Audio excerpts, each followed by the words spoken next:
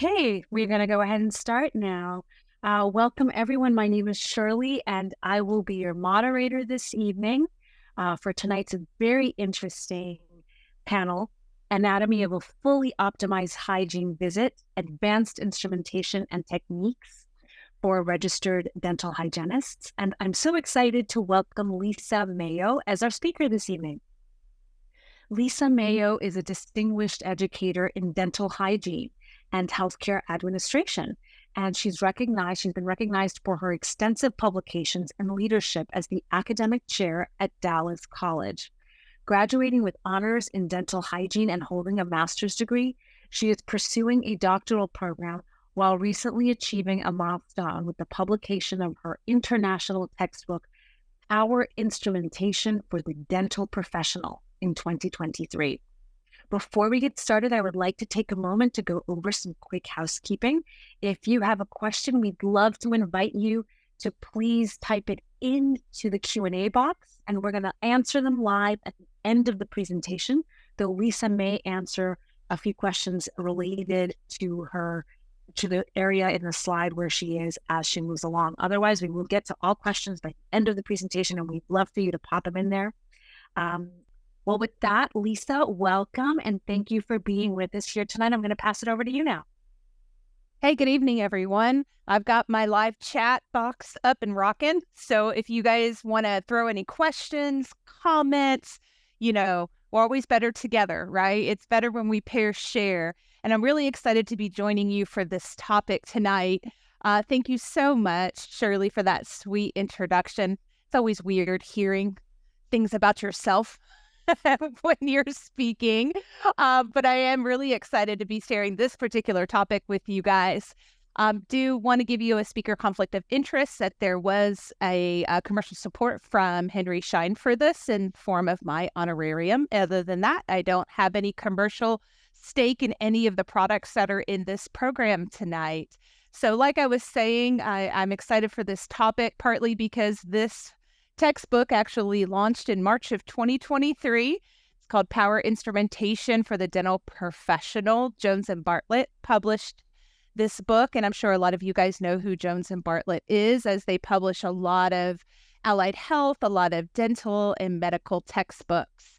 So our objectives for tonight, we're going to dive into this subject matter, and I will tell you that all of my references and the information I give to you guys really comes from this textbook. You can buy it on Amazon. You don't have to be, a student in a dental hygiene or a dental school. Anybody could buy this textbook, and each chapter has its own set of, 30 to 60 references. So a lot of the references on my slide are really for the book because it's difficult to put 30 references on slides, but I do, if I'm speaking to a study, I will have that reference for you available on the slides. So we are going to be talking and incorporating a lot of the language that we're going to talk about this evening with the 2018 American Academy of Periodontology classifications of periodontal and peri-implant diseases. We're going to pair that new diagnostic sets of recommendations and rules coming from the AAP to the best debridement techniques and instrumentation available in the 21st century dental field. We'll compare and contrast hand instrumentation and ultrasonic instrumentation for periodontal debridement, otherwise known as scaling and root planing. Depends on what year you graduated, what term you use, correct? In my mind, it was always SRP, but I've been a dental hygienist for almost 22 years. With my students these days, because I am in education at Dallas College, we have to use the word non-surgical periodontal therapy or non-surgical periodontal debridement. So if I accidentally slip between the two, you'll know why. This is my life. Number 3, we'll compare and contrast rotary handpiece and air polishing techniques. And hopefully at the end of this, you'll have an expanded skill set in your selection of debridement techniques, and whether that be ultrasonic technology or air polishing or a combination of the two, what my hope is to pair the debridement techniques with the type of patient that we are really handling in the dental field. And let's start with that conversation. Let's talk about the 21st century dental patient. When we look at the health statistics in the United States, and this is much of my PhD program and my master's program in healthcare administration, is really looking at global health statistics. And in the United States, unfortunately, the oral health sector of our country isn't faring as well as the medical side in terms of how healthy we're maintaining patients and patients' access to care. The percentage of GDP dollars, so gross domestic product dollars, that are spent in healthcare actually just last year was 18.3%. So of all the money the United States spends, about 18% of it's on healthcare. Here's the scary part. There's different pieces of that 18% that go to different services. Of course, the bulk goes to medical and emergency services. 10% goes to prescription drugs. So in this country, we are spending 10% of those healthcare dollars, those GDP dollars, on prescription medications, while only 4% is going to oral health services. If you compare and contrast that back to 2013, this country was spending 7% on dental services. These days, they've actually eliminated the entire dental category, and they now group us under other expenses. And we are down to about 3 to 4% of GDP dollars. So this is the patient that we are treating in our dental practices every day. Only 50% of dentate American adults have dental insurance. And of that percentage that actually has insurance, a fourth of them haven't seen their dentist in the last 12 months. This is why in this country, the percentage of Americans, adult Americans with periodontal disease is 47.2%. And by the age of 65, that number jumps from 47% up to 70%. So this is the 21st century dental patient.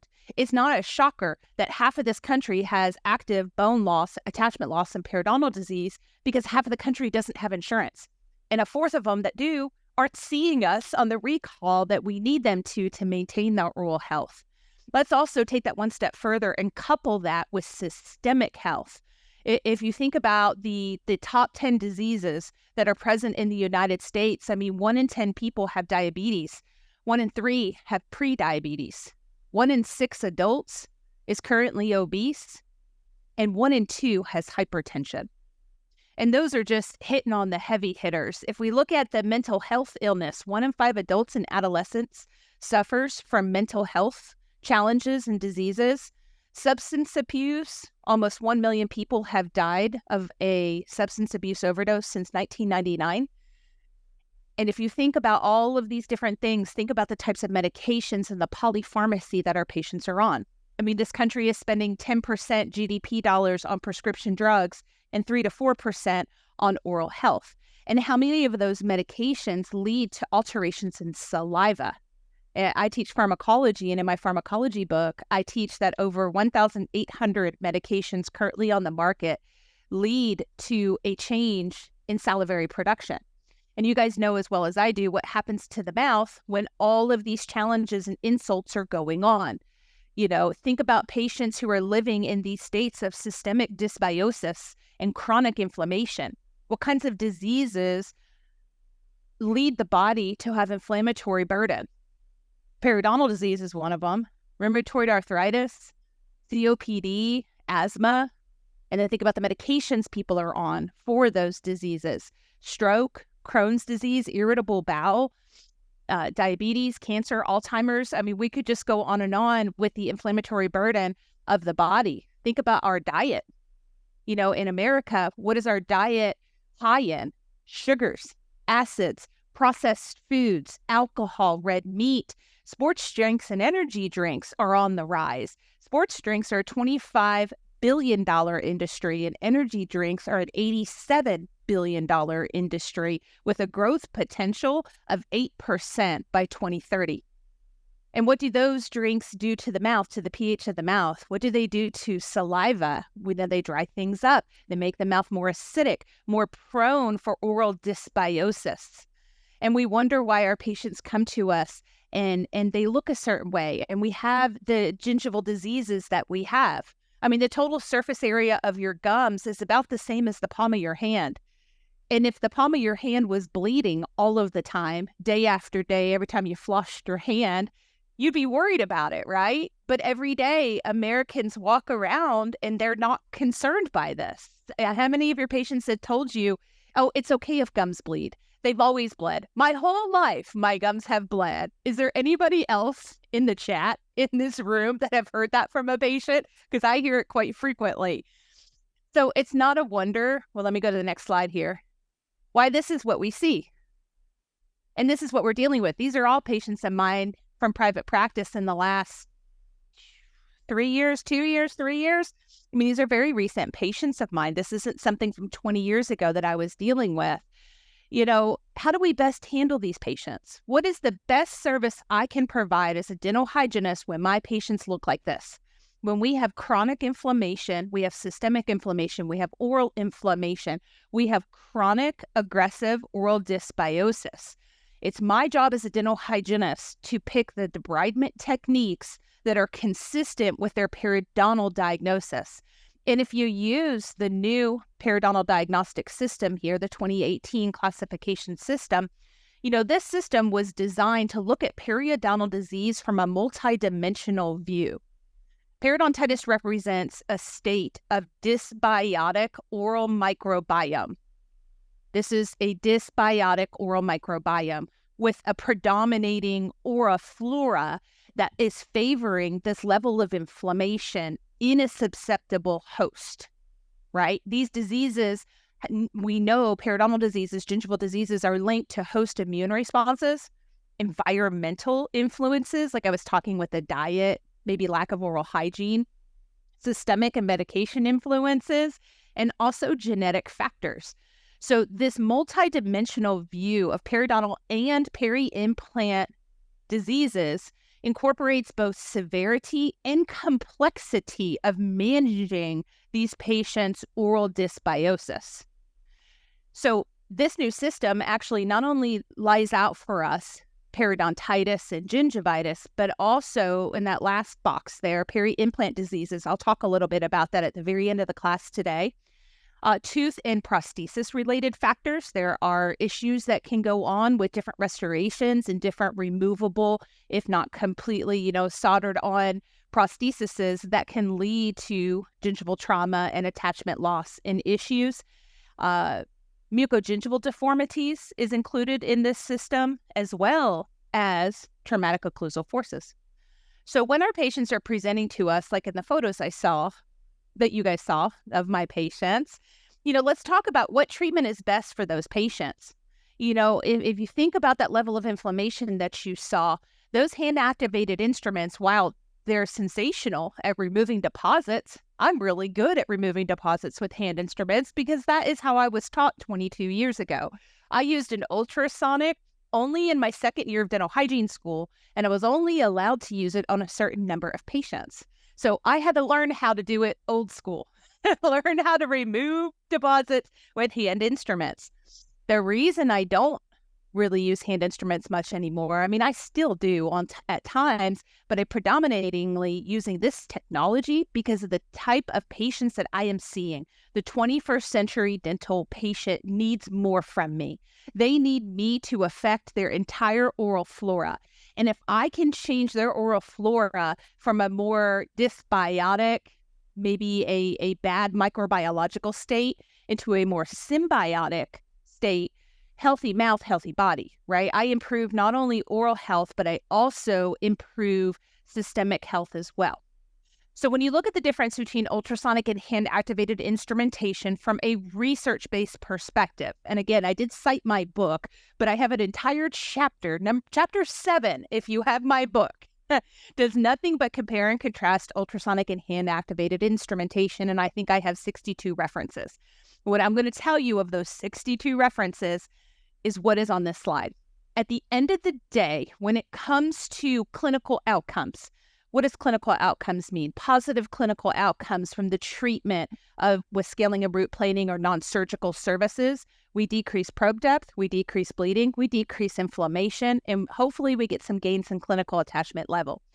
You're going to get that whether you hand scale it or you ultrasonic it. The big differences are on the right-hand side of the screen. Provider efficiency. I think that is not I think that is a topic that is not talked about enough in my field, in our field of dental hygiene. What we do is extremely labor intensive. It is an ergonomic nightmare. In fact, every physical therapist I have ever had in my 22 career literally tells me they hate the profession of dentistry because it causes the most musculoskeletal discomfort and issues in the human body. And it's led to a lot of like chronic shoulder pain and back pain, even hand pain. You guys know what I'm talking about. So ultrasonic instrumentation is going to be less labor intensive at deposit removal. And because you are going to use ultrasonic instrumentation with direct vision, meaning you're not looking through a mirror when you're scaling teeth, you're going to be positioning yourself both on the right and left hand side of the patient chair, so you get ergonomic improvement. Because the inserts and the tip shanks are doing the work for you for the deposit removal. In fact, studies show us a 20 to 36.6% reduction in your time of debridement. So in your time of removing deposits, you can save yourself a third of the time. That improves provider efficiency. From a patient standpoint, the other things on this list, I'm going to give you slides on all of them. We'll talk about the difference with furcation debridement, microbiological alterations, cemental alterations, and subgingival access. I do have the chat up. If any of you guys have any questions, you are welcome to throw those into the chat. If you have any comments, if you want to say, preach on, girl, with the things that we're talking about, you just feel free, because I know you guys are my people, and I'm speaking to the right audience here. So let's get into it. Hand activated and ultrasonic instrumentation. And this is not just one person's opinion. I have 13 to 18. I can't remember how many. 13, 15, or 18 references that show and support over 25 years of research these two statements. Number one, ultrasonic instrumentation of cementum. I'm not talking enamel, talking less mineralized structures like cementum and dentin.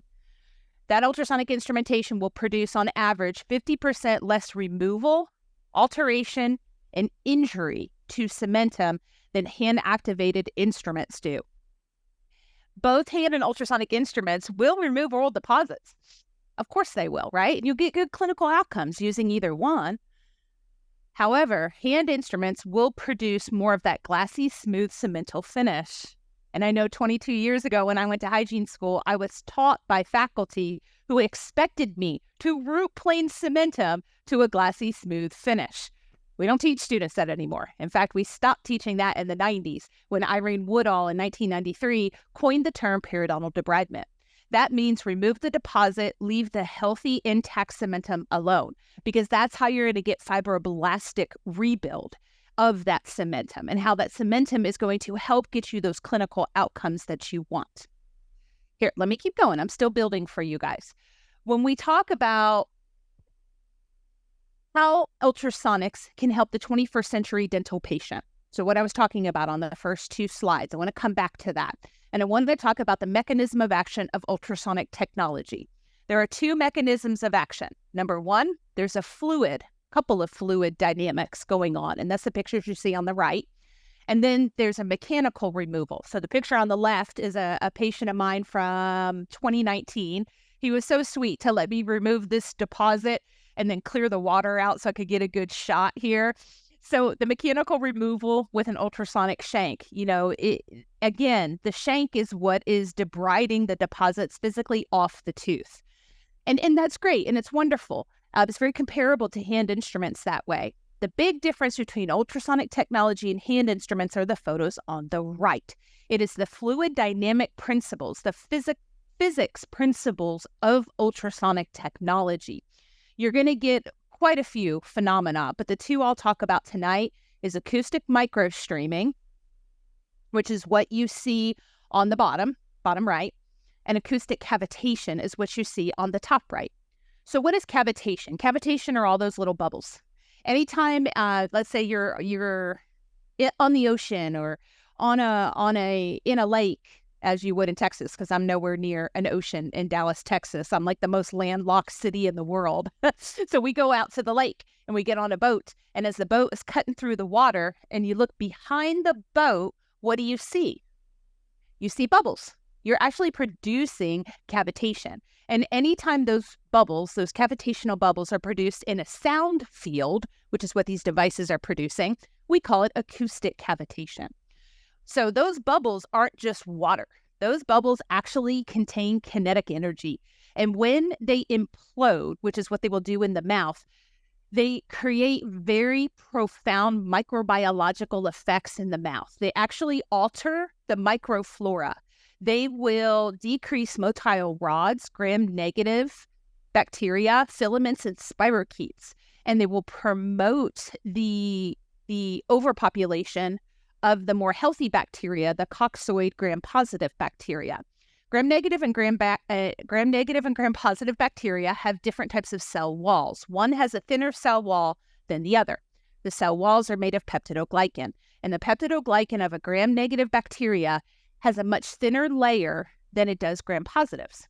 So this kinetic energy, this shock wave that is produced when these acoustic cavitational bubbles burst, actually creates this sound wave that starts to chip away or alter those thinner cell walls of gram-negative bacteria. That's how it has such a profound microbiological effect.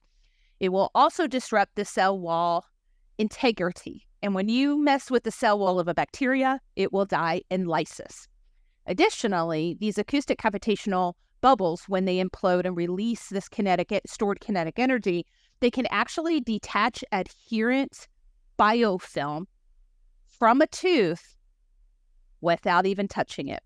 You actually don't have to put the shank on the tooth to be able to create a hydrodynamic shear stress in the area. You can actually detach adherent biofilm when that shank is anywhere up to about 1.5 to 2.5 millimeters away from the biofilm.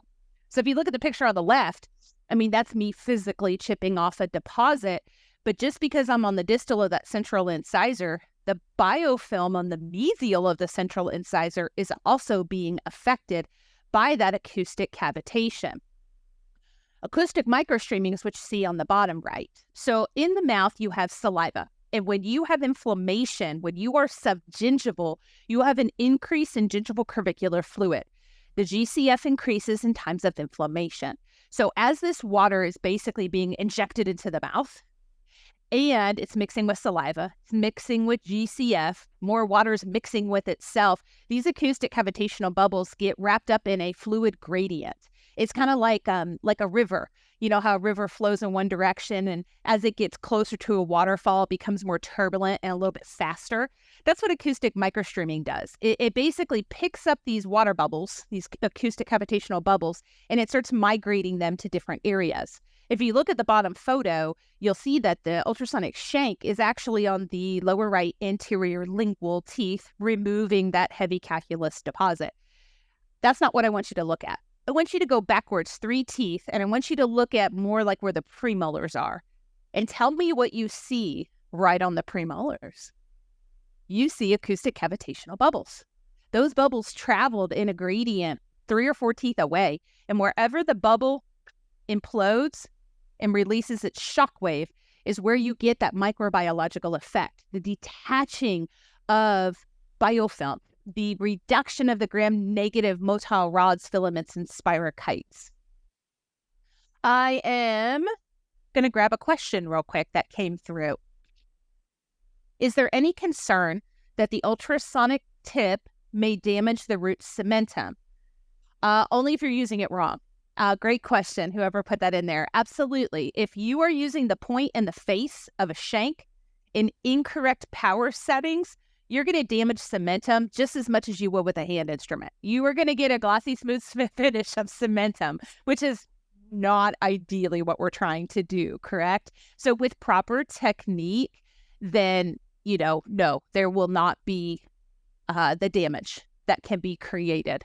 And I will also say, making sure that you're using ultrasonic shanks, tips, and inserts that are in adequate length and adequately maintained. Because if you're using worn out equipment, it's just like using a hand scaler that's dull.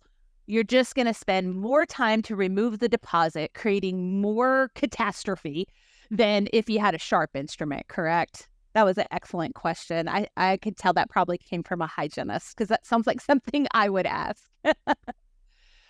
Making sure I answered it. Okay, great. Awesome. Yeah, you guys keep throwing your questions into the chat. You can put it in the live chat if you want, or you can actually just, private questions over. Either way, whatever works for you guys. Cementum and furcation debridement. The American Academy of Periodontology had something to say on this a long time ago. And I know this is a quite dated statement. This actually came from a white paper. It's cited at the bottom. But it's still relevant today. And I feel like what they were telling us back in 2000 is maybe at this day and age, this generation of oral health professionals are really understanding what the AAP was saying, which was very revolutionary for the year 2000. These days, I feel like everybody kind of buys into this and understands this. They said back in 2000, due to instrument width, furcations may be more accessible. And if you look at the top right photo, you'll see what the AAP means by that, using an ultrasonic scaler than a manual scaler. Ultrasonic scalers used at medium power. There's back to that question somebody asked me, and I said at proper power settings, you will not create more damage on cementum. You'll actually conserve cementum as compared to hand instruments. So the medium power seems to produce less root surface damage than hand scalers. That was 23 years ago, you guys. I mean, it's been a long time that our leading agencies have been telling this. I've got another question or comment. Either way, I would definitely want to read it. I just want to add that I used your book this year for my second year students, and their ultrasonic instrumentation has improved dramatically. Thank you. Even adjuncts have noticed. Oh my gosh, that is like the kindest comment I think I've ever gotten on my book. Anessa, if you don't mind sharing what school you're at, I would just love to know. I know quite a few Texas schools, me being a Texas girl, have picked up the book this year, and a couple are kind of waiting it out a year to kind of like spend time for the faculty to learn it before they're rolling it out. So thank you so much for that. I really appreciate that. So let me show you, I want to show you another photo on the next page. Okay, so this is my husband's extracted number 18. And if anybody's listening to this webinar outside the United States, I know you use different numbering systems, especially in Canada. This is his lower left second molar. It had a failed endo. So we just said, we're done, we're over. You can actually see how short his clinical crowns are too. But this is me using on the left a curved ultrasonic shank to access his furcation. And I would also like to point out I'm his hygienist, and I think I've done a pretty good job at cleaning Eric's furcation and that root concavity there on the buccal and the lingual, because I don't see a whole lot of deposit. He had a good couple of millimeters of bone loss, so that definitely was a furcation I did clean quite frequently. And on the right, same tooth, same guy, that is an area-specific greasy curette. I think that was a 13-14. But do you see what the AAP is saying, you guys? You look at the width difference. Your ultrasonic shanks, especially your thin and your ultra thins, and all the curved inserts, which is what you should be using to clean root anatomy. Don't use straight shanks. You're going to use curved shanks. They're usually about 0.5 millimeters or less in width, whereas area-specific greasy curettes are usually anywhere from 0.75 up to 1.5. Even if you're in a mini and a micro mini, minis are only decreasing the width of your hand-activated blade by 10%, and the micro minis are only decreasing the width by 20%. But you can certainly get much thinner shanks going into the ultrasonic technology. Let me go next slide. So when we look at these different shanks, I just mentioned a couple of things. If you look at the second blue bar there, I'm talking about the difference between straight and curved shanks. That's all ultrasonic technology is. They're either straight shanks or they're curved. Straight shanks are meant for, non-complex tooth surfaces. Enamel, interproximal, root surfaces that don't have a lot of concavities, convexities, furcations. When you get that kind of complex root anatomy, you should be using your curved inserts.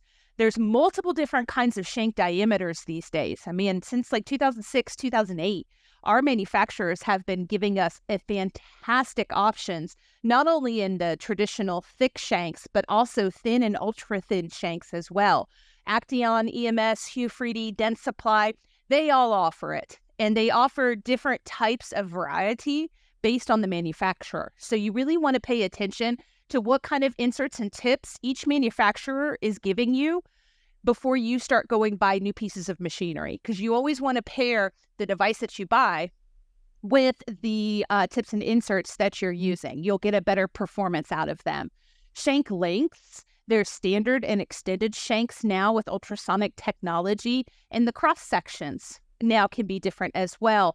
With piezo technology, all your cross sections are going to be round, but with magnetostrictive, they have bevel and triple bends where they take the last 3 millimeters of the shank and they put different bends and beveling in it, and that creates more of a diamond cross section. Actually, I've got some photos here for you guys that you can see.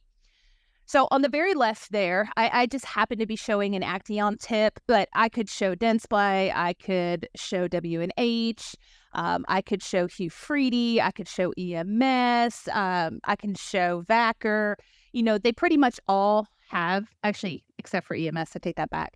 They all have these thick, broad, kind of blunted, flat tips and inserts, these different shanks, and those are really meant for rigid, heavy deposits, like so much deposit you can't see teeth. This is where on the very left, these shanks would be very helpful for you. They will also preserve your other inserts and tip shanks from wearing too much when you will use that on those heavier deposits. The blue one that you see there is just an example of a thick shank, straight, thick shank. Typically, these thick shanks aren't going to have a selection with the curved options, only because when you're using a curved shank, you're on complex root anatomy. So your subgingival undergums. So you've got to be able to use an insert that's thin enough to get there. Almost all manufacturers are going to have these thick, and then in the middle there, the green is an example of a thin shank. The orange one that you see, that's Hu-Friedy's number 1000 triple bend. That is a thicker shank, but it has that slight bending in the last couple of millimeters of the shank. Fantastic option. Dentsply makes a comparable option. They call it the 1000 as well. For getting interproximal, for adapting these shanks correctly on line angles, so kind of curved structures. A lot of hygienists really, really like these triple bends. And the reason they like it is because we've gone out of a round cross-section into a diamond cross-section. Depending on thick, thin, triple bends or ultra thins, which you see there all the way to the right, you got to look at your manufacturer power settings, because different manufacturers allow or manufacture these shanks to be used at different power settings. You want to make sure you're not accidentally using a insert or a tip on an incorrect power setting, because like somebody from our audience was saying, could you potentially hurt cementum, hurt a tooth structure with ultrasonic technology? And you absolutely can, especially if you're not following the directions for use with it. Oh, Anissa, I just saw your comment. You guys are from northeastern Wisconsin. Northeastern. I don't think I've been to your school before. Technical college. Cool. We added it to the book list, she was saying, for an upcoming cohort. And we haven't burnished calculus yet. I love it. It's awesome. On these ultra-thin shanks, if you look all the way down at the end, I happen to be showing Dentsply Sirona, but Hu-Friedy's got this for you too. Acteon has it for you as well. There was a really interesting study, let me show you on the next slide, by Pardito. This was a study done in Canada, published in the Journal of Dental Hygiene in 2018. You guys can pull this for free up online. And what they did is they happened to use a Hu-Friedy ODU 1112 Explorer, and they compared that to Dentsply Sirona's Thinsert, which is that purple one. And what they found in the study is that both of them had comparable tactile sensitivity. So I love these ultra-thin inserts personally, no matter what manufacturer I'm using, so I can get under like ortho retainers. I can get around like crowded teeth. If you think of the lower anterior teeth where they all get bunched up on each other. Patients that have really, really tight tissue, like a tight phenotype tissue, like a smoker, where it's really hard to even probe them, let alone try to clean them subgingivally. This is a great addition to my ultrasonic repertoire. Here is your curved shanks. So again, you have this in piezoelectric technology and you have it in magneto, and I'm just showing some examples here. You're going to use these curved shanks, like I was saying, in your complex root anatomy. Remember my husband's extracted number 18.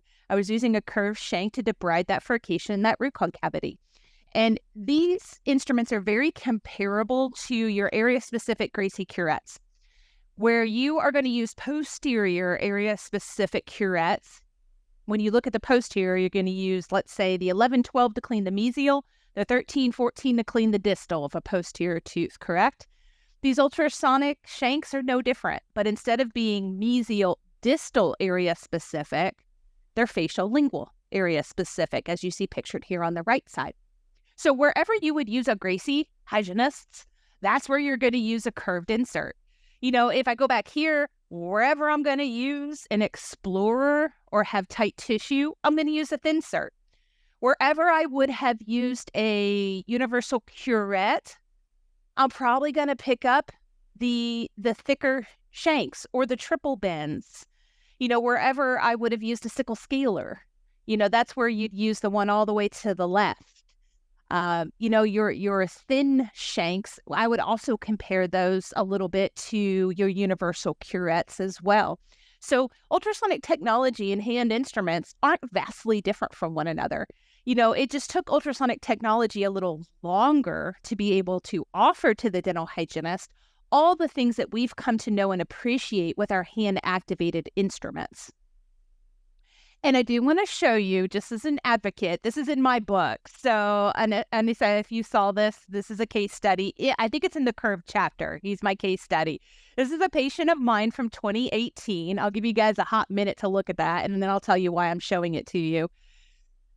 I know, you know, what's jumping out to you guys on that? Can we say holy wisdom tooth? We had a great question while you guys are looking at that. Do thinner tips or thinner shanks wear out more quickly? No, as long as you're using them on the type of deposit that you should be. I mean, if you have heavy calculus deposit and you're using thin shanks, yeah, they're going to wear out more quickly. You know, on thicker deposits, you should be using the thicker shanks. And then when the deposit gets down to light to moderate, now you switch into your thinner shanks. So as long as you're pairing your shanks correctly with what they're intended to remove, you won't wear out over excessively. That's a great question, by the way. I like that. Thank you. All right, so let me show you why. Let me tell you why I'm showing you this case. So let me show you here. I'm just showing you the left side. So this patient, I ended up, after my doctor extracted those floating wisdom teeth, I went ahead and did non-surgical periodontal therapy, scaling and root planing. So I'm showing you the left side. Pre-treatments on the left. You can see the bite wing and the PA. Post-treatment is on the right. I think I did pretty good, didn't I? But let me blow your socks off just a little bit. You got to remember, I'm a hygienist of 22 years. Could I produce this hand scaling? Yeah. Could I produce it with ultrasonic technology? Yeah. And I will tell you right now, when I did deep scale and root plane on that left side, I didn't pick up a hand instrument once. Didn't even pick it up. But let me tell you what I did use. I used a thick shank, a thin shank, an ultra thin shank, and my right and lefts. I had 5 ultrasonic inserts on my tray of adequate length and a wonderful machine that wasn't past its due date. You can get these results without picking up hand instruments because I did it. And I did it in 2018 before I wrote the book. This isn't like I became some crazy expert in ultrasonic technology and then, you know, did this case. I did this case before the book ever came about. So it is possible, but hygienists, you guys have to have the tools that you need and in good working order to be able to do something like that. Otherwise, you're going to be stuck with more labor-intensive hand scaling. You know, that's how the ball is going to roll. And I certainly temp in practices like that even to this day. The other thing I would really advocate for, and I have used for many years now, is air polishing for biofilm management. And I'm not going to teach you guys how to use an air polisher. What I want to focus on is what is the benefit of this technology for the 21st century dental patient. Air polishing is meant to help control biofilm. What is the etiological agent of periodontal disease, of inflammation in a susceptible host? It's not dental calculus. It is biofilm. That is what is creating all of that inflammation and creating this oral dysbiotic state. So this technology helps with that. It can also remove immature calculus. Of course, it removes stain. It's a preventive and therapeutic procedure for the management of periodontal and peri-implant inflammation and diseases. We use it to debride orthodontics, as you see there on the left. For surface prep prior to sealant placement, we've seen superior microbiological reduction and depth of penetration than rotary handpiece polishing.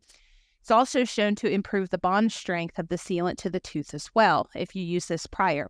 This is also in my book. I have a section on ultrasonic. I got a whole section on air polishing. Those are not anecdotal statements. Those are evidence-based research with many, many publications in what I'm telling you. You can also use air polishing for dental desensitization. Sodium bicarbonate with tricalcium phosphate and the powder calcium sodium phosphosilicate are used for dental desensitization. Go forward a slide here. When we talk about prophy paste and air polishing powders, the goal of both of those, of what they're doing, is they actually produce abrasion. That's actually how they're doing what we want them to do. What we don't want is over abrasion. Rotary handpiece polishing is intended to, let me define that for you, polishing paste is intended to produce intentional, selective, controlled wear to tooth surfaces, to hard tissue surfaces, enamel, dentin, and cementum. When we look at how abrasive agents are, that's what you're looking on the right-hand side of the screen. I'm showing you the Mohs rating. That is a scale of measurement that measures a mineral's surface resistance to scratching. So a diamond is the hardest mineral on the planet, and talc is the softest. So you can scratch talc really easily at a 1 Mohs. A diamond is 10 Mohs. So talc is very comparable almost to cementum. Cementum's only a 2 to 3 Mohs rating. Air polishing powders are generally 2 to 4. Dentin's Mohs rating is 3 to 4, and enamel is a 5. If you look at the two most commonly used prophylaxis pastes globally, it is flour of pumice and calcium carbonate. Both of those are intended to intentionally wear away hard tissues. If you're using a harder substance, so prophy paste, on a lower Mohs rating hard tissue like cementum, you're going to create more abrasion, possibly over abrasion. That should kind of make sense to you guys. Prophylaxis paste, no matter if it's fine, super fine, medium, coarse, there's no standardization with any of that, by the way. There's no industry standardization on particle design. But, you know, those have higher Mohs hard ratings, so they're going to cause more intentional wear. The goal of any type of polishing, whether it's APDs or prophy paste, is you want to apply a material that is softer than the structure you're putting it on. So that way we avoid over abrasion. On the left-hand side of the screen, I do have permission from Dr. Christensen to use that electron scanning microscope. It is cited at the bottom of the slide. What she was showing in her study is actually on the top left, what prophy paste particles look like under electron scanning microscope. And if you look at those, they're very irregularly shaped, they're very large, they have sharp edges, and what you're looking at the bottom are air polishing powders. And you'll notice they're more uniform in shape, so they cause less abrasion than rotary handpiece polishing does. When you look at the particle sizes of APDs, you're going to notice it in my graph. There's a wide variety. Is there not here? Absolutely. And that's because all of these powders, again, no universal industrial standardization for any of this. Manufacturers design their particle sizes themselves. So some manufacturers might design a sodium bicarbonate that's only 40 millimeters in size. So the smaller the size, the less abrasion that we are going to have. And the larger the size, the more abrasion we're going to have. So typically the first two on the list, aluminum trihydroxide and sodium bicarbonate, are going to be used coronal to the CEJ because they have higher particle sizes, right? It's the glycine and erythritol that are going to be used apical to the CEJ. And if you see in the picture there, that's actually me delivering that slurry on one of my students for this photo for the book. You can actually see all the aerosols being produced around there. But what you should be noticing is that the air polishing particles, you almost can't see them. And really what you see is the water. That water produces kinetic energy, which fragments the powder particles. So whether it's 250 or 40 or 63 or 14 mu meters, it actually fragments before it ever hits the tooth surface. The water dampens the impact of the particle that strikes the tooth. So this is why it's a whole lot less abrasive, air polishing powders are, the technology of today, than using a rotary handpiece polisher. There's lots of advantages to the therapeutic effects of these powders. They're, again, very advantageous for biofilm removal. The subgingival powders, the glycine and erythritol, are safe for all hard tissues with less surface alterations. They're actually safe for dental implants as well. The provider is 3 to 5 times faster at stain removal and at biofilm removal, as you see in the little looping video I have here, when using an air polisher. Because these machines also heat up the water, you have improved patient comfort. And the subgingival air polishing reduces biofilm dramatically higher than hand-activated instrumentation does, the biofilm. On the left-hand side, that is a subgingival nozzle. That one happens to be made by EMS, but there's other competitors out there that make the same one. So it's the middle picture in the far left. You'll notice it has a trilateral spray outlet, and you're going to use this in pockets deeper than 4 millimeters. When you put that tip subgingivally, you actually create this like vacuum-like effect. It's called the Venturi effect, where that water and air particles are actually mixing with the gingival curvicular fluid in the inflammatory infiltrate, and they're changing the pressure inside the pocket. So they're decreasing the pressure, which increases the velocity of the movement. So all that inflammatory infiltrate just sucks right out of the pocket through that Venturi effect. This is a great study published in the Journal of Periodontology. This one came out in 2014. Drago was the main author, and they were actually looking at a therapeutic effect of glycine and erythritol. And what I'll tell you about these two powders in particular, glycine has anti-inflammatory effects. It decreases cytokines and inhibits the synthesis of peptidoglycan in those bacterial cell walls. Erythritol is an antimicrobial because it's mixed with 0.3% chlorhexidine. That has an inhibitory effect on bacterial replication and disrupts the structural integrity of oral biofilms.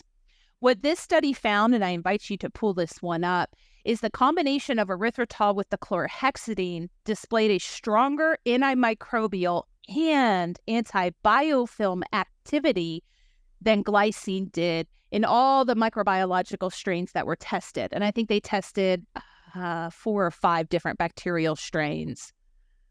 Mary was asking me, do you have a recommendation for a disclosing solution?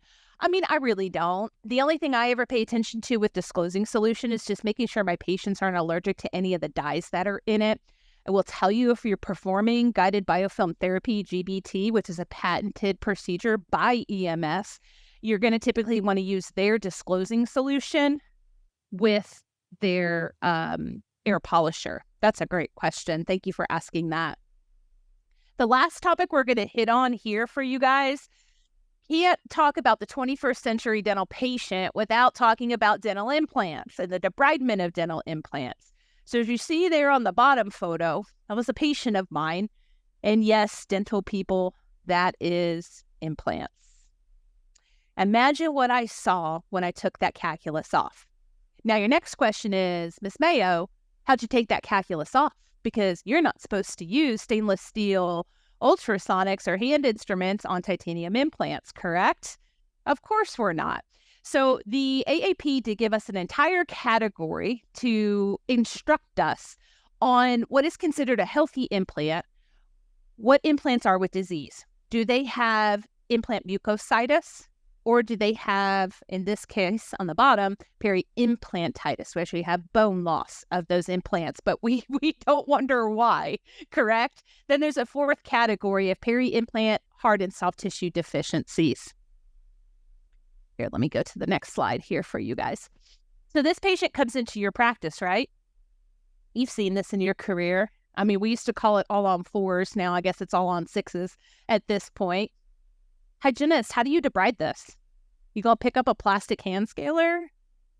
Or are you gonna use something different?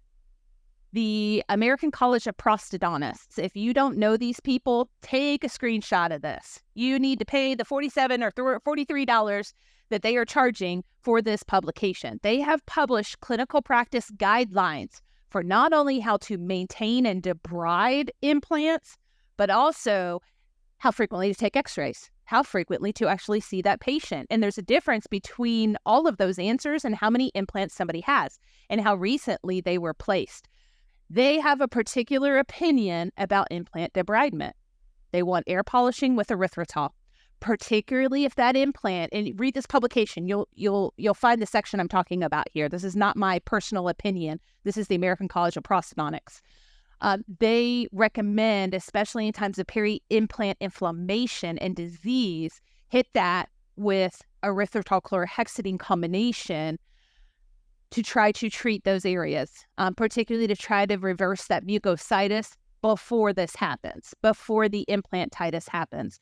Now, to remove calculus, and that top photo is a picture of mine from my hygiene school, and you'll see the little bed of calculus sitting right underneath that pontic, sitting right up against an implant.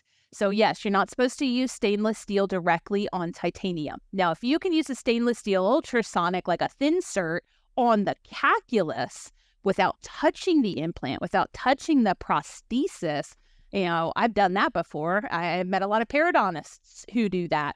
If you don't feel comfortable enough in your technique to know when you've accidentally touched titanium or touched the prosthesis, then try the ultrasonic technology that is titanium, carbon, Teflon coated. There's PEEK tips. There's polysulfone mono. Let me show you on the next slide. That Dentsply Sirona one there on the right-hand side, that's that polysulfone mono. That is a high-strength polymer. That little blue detachable area is single use and you dispose of it. A lot of piezo technology has on the top left there, PEEK technology. That PEEK technology is a semi-crystalline, high-temperature thermoplastic polymer, great at removing deposits. On the bottom left, that's Action's implant selection. So they have plastic tipped and they also have titanium tipped. They got 3 of each.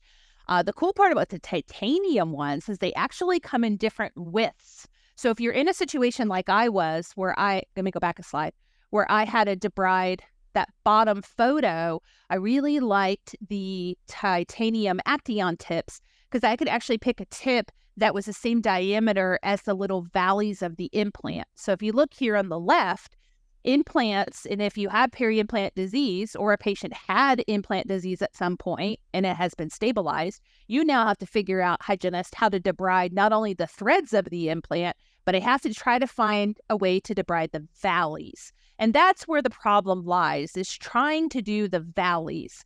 So these are 2 different literatures for you. They're both in my book. One was published in 2019, one came out in 2021. And different studies, different designs, and they looked at different things. But what they both found at the end of the day is that air polishing produced the least amount of surface change to the implant overall, and the air polishing was more effective at cleaning the valleys. And it totally makes sense to me by why the American College of Prosthodontists have been recommending since 2016 that is how we should be debriding dental implants anyway. The one on the right-hand side from 2021, that one investigated hand-activated instruments, ultrasonic tips and inserts that were meant for implants, and air polishing. And what they found is that all of them except for air polishing cause some sort of microscopic alterations to the surface. The ultrasonic implant tips and shanks and inserts that were meant for implants actually did cause a release of titanium particles, and found that they were not as effective at cleaning in the valleys as the air polishing. So I invite you guys to go, pull up these studies and do your due diligence on your own to figure out, what works best for you and what you need in your practice.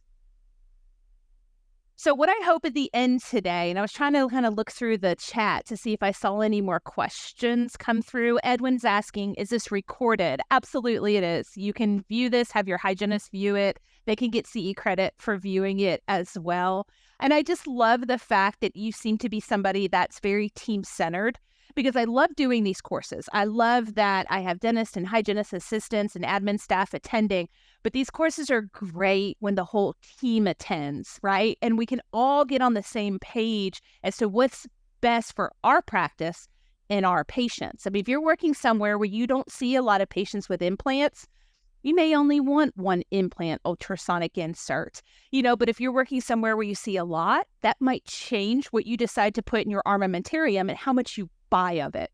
So what I hope we all gained tonight together, and I did go a little fast, but I wanted to get as much great information to you as I could. I hope you got a little taste of using the AAP diagnosis in your debridement selections and using the technology that you have to make better educated decisions in your patient care, from air polishing to rotary handpiece, hand instruments, ultrasonics. There's a place for it all in a hygiene operatory. And our patients present to us almost needing us to be able to use all of this with the things that they're bringing us in their mouth. So I hope you were able to expand that skill set a little bit. There is a promo for you guys coming from Henry Schein, so I definitely want to thank them for this. If you guys want to get your phones out and scan this QR code, they are doing a discount, save an additional 10% on select handpieces. So if you want to get a new handpiece polisher, something that's moving at a different pace, or definitely replacing out that old technology for new technology to conserve your patient's tooth structures, this is a great opportunity for you from Henry Schein. And then we will also have something very important on the next slide for your CE code, by the way. Don't go anywhere yet. We have that code. I just want to give you an opportunity to possibly scan this. So much information there. And yes, this was recorded, so everyone can rewatch this, like you said, share it with teams, and really get on the same page like you were explaining earlier, because that's when the most optimized understanding for a visit will happen. So thank you for a wonderful presentation. And I did provide you guys my contact information. If you just go to my website, lisamayordh.com, there's a contact me button. So if you fill that out, it goes right to my personal email, and I'm happy to send you anything, references, resources, answer a question. I've gotten on phone calls with people after classes saying, what should I buy? So by all means, happy to help provide any information that helps make your job a little bit easier. Thank you, Lisa, again for joining us, and all of you. And we look forward to seeing you on future webinars. Thank you, guys. Y'all have a great evening.